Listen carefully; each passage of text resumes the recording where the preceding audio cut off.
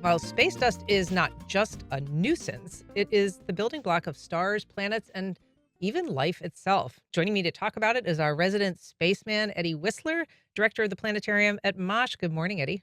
Good morning. Nice to have you here. We're going to talk about space dust. I mean, what a boring topic, right?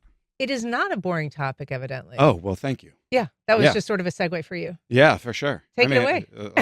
Like space dust. It's a show about dust. Oh, but don't scroll away. Don't change the channel because it's space dust. And it is fascinating. It actually it's not just this stuff floating around in the atmosphere. It is really essential to what we know of the universe. Yeah, it builds these vistas, like these beautiful images. It's hardly there at all. Like nothing could be more ghostly. Here at sea level, we have something like 2 times 10 to the 19th. So take a 2 and then just add 19 zeros after it in every cubic centimeter of breath that you're breathing in here at sea level. Those dust vistas, those awesome pictures that we see We're from actually James showing Webb. a few right now. I love it. Okay, Yeah. perfect. That contains anywhere from like 1 to 1,000 particles per cubic centimeter. That's way less than 19 zeros. Right. Right. So down here at Earth, it's falling, it's landing here. Well, so we're breathing oxygen. It's all of it's all the molecules, everything that's surrounding us in our atmosphere. What I'm trying to say is that as diffuse as we feel that air is out there in space, even in those thick, quote, thick dust Yeah. patches in space, it's like hardly there at all. The reason why we see these amazing pictures is that we're looking at light years across.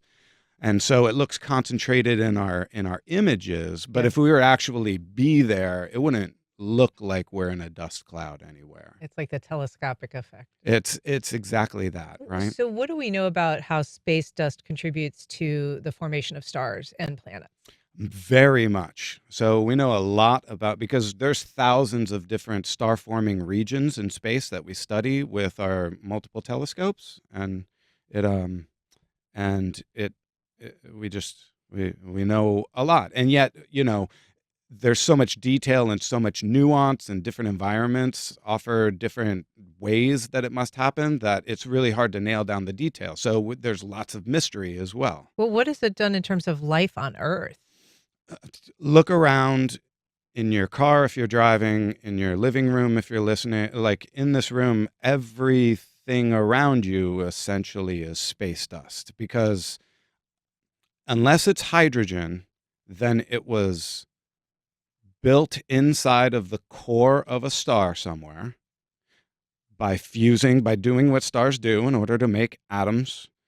Taking hydrogen, building them up into helium, taking helium, forcing them to become carbon and nitrogen and oxygen. And then large stars blow themselves up, and all that stuff that used to be inside of a star is now gas and dust thrust out into space. Mm-hmm. And then that is the material that later coalesces to become planets, and the stuff on planets and in the atmospheres. The dust is moons. carrying things like carbon or phosphorus or things that we know are part of the life cycle. Yes. So we say dust, but it's helpful if you think about it as dust and gas.